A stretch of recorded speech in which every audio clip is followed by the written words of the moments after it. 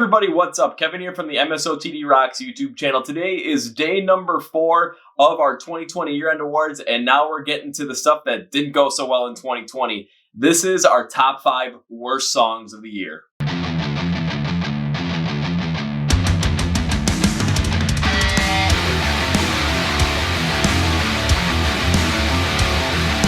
Before we get started, please follow MSOTD Rocks on places like Facebook, Twitter, and Instagram. On those places, you'll get the 30-second Song of the Day feature, which takes a look at a new song every single day for you to expand your musical horizons with some of the biggest bands in the scene today and a lot of the emerging ones as well. We also post anything that comes out on YouTube with the podcast, whatever it might be, so you're always notified. And we also ask you a lot of questions to start dialogue with you guys and figure out what it is about music that you really love. And on Instagram, we have our IGTV video series, which is a behind-the-scenes look at what we're doing here, and those videos release every single Tuesday night. And on Wednesdays, we have our Instagram live streams, which is a Wednesday night, 9 p.m. Central, hour-long live stream. You can come talk with us and ask any question you want, and we'll answer it. That's what it's here for. Please also subscribe to this YouTube channel and hit the notification button so that you're notified anytime a video comes out, because not only will you be notified every time a year-end award video comes out for the rest of the week, however, you will also be notified every single Wednesday when a new YouTube video comes out. Whether it's an album review, the Kevin Figures Out series, where I try to figure out if I like a certain band or not in the scene that I'm not that well versed in, videos about the emerging bands in the scene today, and different top 10 lists. You will want to be notified because these videos take a lot of time and they're so much fun, and you get a whole brand new look at music you never knew. Speaking of brand new look at music you never knew, this is where the Chord Progression podcast resides. It is our very own podcast. We're interviewing those emerging bands in the scene today in a way that you will never find from any other podcast, because the conversations flow. We always talk about the music, but whatever happens, happens. And you get an in-depth look at these emerging bands in the scene and are able to get in on them now. So when they become the biggest bands, you can brag to your friends you found about them before. You can watch interviews here on YouTube, or you can listen on Spotify, Apple Podcasts, Google Play, and iHeart Radio. Links in the description below for everything. So like, share, subscribe, tell your friends. Enough with that. Let's go.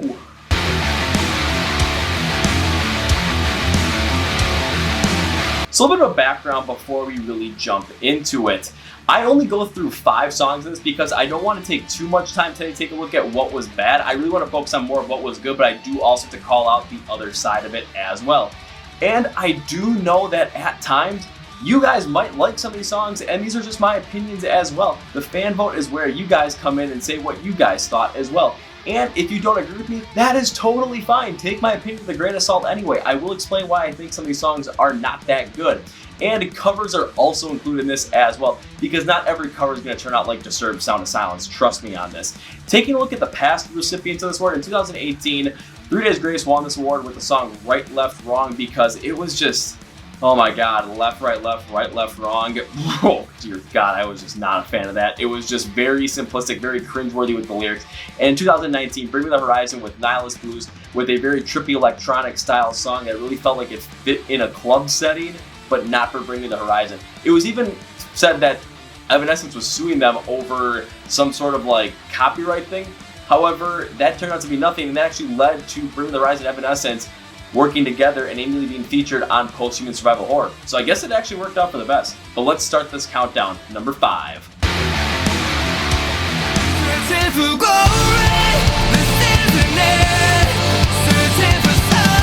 Coming in number 5 with the song Monomania by the band The Word Alive. When listening to Monomania, the songs had a rather similar construction throughout the whole entire thing, and when I got to Searching for Glory, it just had this very consistent modern rock style track that really didn't have a lot of substance behind it. It felt like it was really produced by a different producer at this point, and it just didn't feel like it had a lot of substance behind it. I'm not saying that it was written by outside producers, outside songwriters. I'm just saying that the feel of it felt like it was not really written by The Word Alive. It felt like it was very formulaic, especially given the rest of the album. And vocally, this could have really changed up as well. However, that was not the case here, where we get a very similar performance that we got on the song No Way Out, but it sounds much less emotional than what we got here on Searching for Glory. The verses are rather plain, and there's really no emotion in Telly's vocals, and the chorus has a little bit of a higher pitch to it, so it accomplished a little bit louder in the background sound, but it still feels like it was phoned in at the end. So overall, when it comes to Searching for Glory, I thought it was just very formulaic, kind of just there for the sake of being there, and it was just built as just this rather formulaic modern rock track. So Its blandness is what really put it on here, but it still only gets the number 5 spot.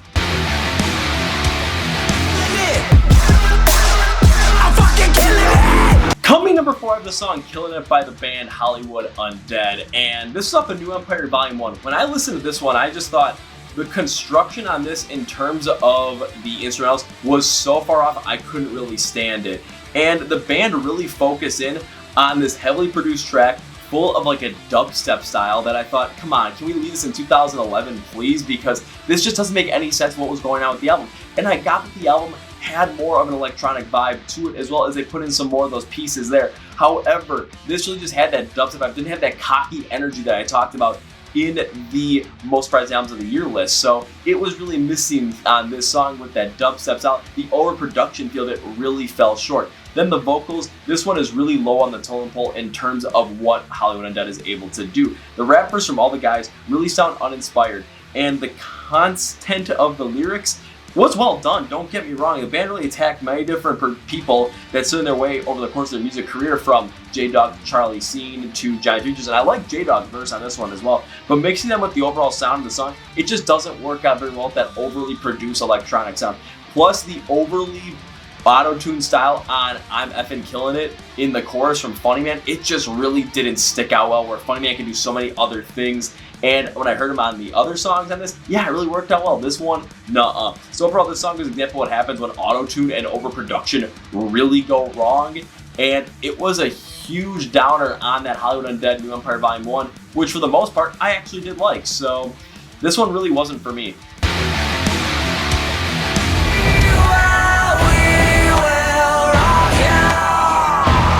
Coming number 3, we have the cover of We Will Rock You by In This Moment, featuring Lizzie Hale of Hailstorm and Taylor Momsen from The Pretty Reckless. And when it comes to covering Queen, it is a huge ordeal to take on with how unique Queen is, especially with Freddie Mercury's vocal style. I saw the band The Lonely Ones do this really well this year with their cover of the Flash Gordon theme, but In This Moment, going with We Will Rock You, I was nervous for this one when I listened to it, and after I listened to it, I thought this was just not a smart move on their part. The backing instrumentals on this one is very standard when the vocals are going, so you get that standard beat, the boom boom ch, boom boom ch, that you expect from We Will Rock You. However, in between the vocals, we get pieces of the ending solo and mixing in with more of this like gothic tone that really didn't sit well with me, because this is a powerful song that is very well known. And the gothic undertones that In This Moment really has just did not mix well with that hard rock styling that Queen has. It really brought it to a whole weirder level that really shouldn't have been brought, in my opinion. Vocally, Maria Brink was not the best on this. I thought she was the worst of the 3 on this track, because her vocal set is so unique that trying to mix that with a rock song that had the most iconic voice ever in rock and metal, yeah, it's going to be really hard to match it. It just doesn't go well here because of the gothic overtones. It just doesn't match well with what the original was going for. Taylor Momsen did alright, but it was really nothing to write home about. Lizzie Hale, on the other hand, I thought did a rather good job to bring out some more of that hard rock energy to it, and it was a good mixture with her voice on there. But overall, this was just a very, very weak, very, very not mixed well together cover of a very classic Queen song. But why isn't it higher? Honestly, I gotta give Lizzie Hale credit for not having this one higher up on the list, because I kind of want to hear her on Hailstorm do a cover of this. I think they could really pull it out with her vocal set. We'll see though. We got 2 more left. Just a white boy speeding slang. Ain't no problem, ain't no thing to me, guys. Coming number 2 of the song White Boy by the band Theory, or Theory of a Dead Man. I don't know what they're calling themselves anymore. It always runs together. But when I listened to this, the first thing I thought was, this seems like they're trying to take that Imagine Dragon style and really turn it into like a more lower, depressing, somber kind of tone. And this really wasn't something that really mixed well with me. In the intro, they first start with like a news compilation of things that were going on. So you're going to get something that's political, more taking a look at something in the socio-economical sense. But then they bring in this very electronic, lower-based sound, like again, that lower Imagine Dragon song. But it ends up taking a lot of substance out of the song, and it has a lot of emotional charges and triggers in it at the same time. And this is a huge misfire, because I've heard bands really take that moment, really take that construction and style and theme, and really bring out a lot of power behind it. Punk rock especially in this. But when you bring in more of this weird depressive somber tone where you're talking very socio-political, economic, my god, does it just fall completely flat, especially with a more electronic Field of Imagined Dragons, but also depressive and somber tone. Even the guitars and drums come in sometime in the verses and the chorus. They play rather consistent and simplistic riffs and measures that really lose a lot of substance to this song. While I've seen the simplistic nature work out with the vocals being able to stand out and just kind of use that, take charge over everything, man, did this just not really hit it, and the vocals really failed on this one as well. When it comes to the vocals, monotony is the name of the game on this one. It is the main driver of the song and why it just sounds so bland and really uninspired. Tyler Connolly's vocals here are somewhat somber, which can work for a small section of the song. Don't get me wrong, when you kind of mix them together, it can work. But the fact is that they go with so monotone and the somber tone, this song really sounds like it was somewhat depressed throughout the whole entire thing. And with a more bland style from the instrumentation, this just all runs together as just this more somber sounding thing that really doesn't have a lot of substance behind it. And that is a shame due to the fact that with the song's social, political, and economic background and theme behind it, yeah, I'm gonna expect a lot of emotion. I'm gonna expect a lot of vigor and at least some sort of emotion that's going to come out in the song, either through your vocals or through expanding instrumentation. But this was something that felt incredibly flat, and I was like, my God, this just really didn't hit well at all. I was really disappointed in the song, and I had to put it at number 2 on my list. But wait, there's something worse than this? Yep. Before I reveal my pick for the worst song of the year, let's take a look at what the fans, you fans, voted as the worst song of the year. Huh. Intriguing. All right, my turn.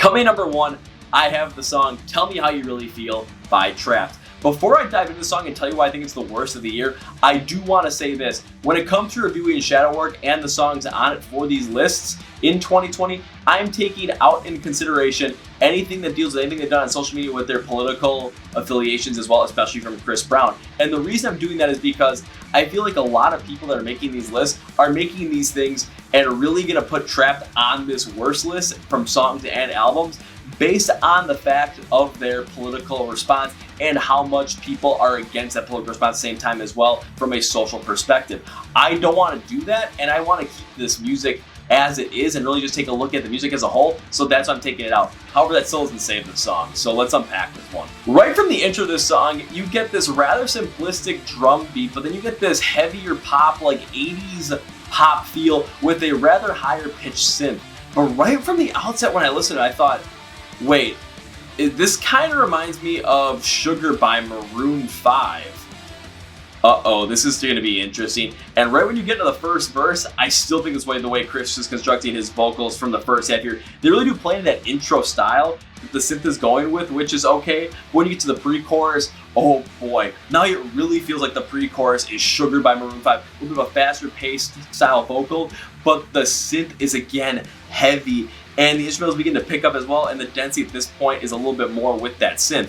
However, I can't get past that Maroon Point part in my head because it feels like they're trying to create this bubblegum pop kind of sound, but it just fits in like the construction with Maroon 5. You listen to the pre-chorus on both songs, I'm like, these sound so similar. What the hell is actually going on here? And why would you want to just take so much inspiration from this to make something almost as identical? It made no sense to me, and I'm like, okay, maybe the chorus can save this one. But now let's talk about this chorus, shall we? When we get into the chorus, it really focuses on this heavier synth with more of a pounding drum to really try and add power to this overall song. But the super loud synth creates a weak sound here, and it really sounds like an overproduced mess at my point. Plus, Chris going with a singing softer vocals and with overlaying it over some whoos from the rest of the band really creates that pop feel that this wanted to take on that Maroon 5 2014 vibe. And I looked at it, I thought, oh my God, why would you even go down this route, guys? You're trying to create something that you're saying is going to be rockin' hard, it's going to be a great album, and then you come out with something like this. Oh boy, then you get to the lyrics and I thought, oof. And I get it, you're talking about a relationship and wanting to get an answer from somebody in that relationship for going further. But the lyric come across without any substance outside of the cringy and whiny variety. And the crazy thing about it is they aren't even the cringiest on this album. I mean, there's I Want to Want What I Want. And then there's Tell Me How You Really Feel. Just tell me how you really feel. Come on, that's whiny as all. It's cringy. It's very simplistic. There's not a lot of substance here. But overall, when you try and do your best effort, let's see what happens when we try and figure out what Maroon 5 did in 2014 and put it in our album. When you're taking such a huge stance politically on other places, yeah, we're going to be expecting something that's going to have a lot more power, a lot more vigor to it. But man, when you come out with something so bubblegum poppy, yikes. This one's just not good. And this is why it is the worst song of the year in 2020, in our opinion. That's me for me today, guys. Thank you for watching and listening to this video. Please leave a comment, like, subscribe, share. And when it comes to the comments, let us know what you guys think was the worst song of the year. If we got any of these right in your opinion, if you like some of these, please put in the comments why you like. Don't be like, oh my god, you guys got it wrong, this sucks. No. Tell us why you think we got it wrong, and please put a lot of context in there. We're not going to bash you for giving us your opinion. We want to know what you think. Again, we're telling you what we think as well. And tomorrow, yeah, we're going to the worst albums of the year. Then we get to the best song and the best album of the year. So we kind of go from this, so get ready for that. This is Cameron, the MSOTD Rocks YouTube channel. I'm going to end with the hat flip. I never get it except that one time, so see ya!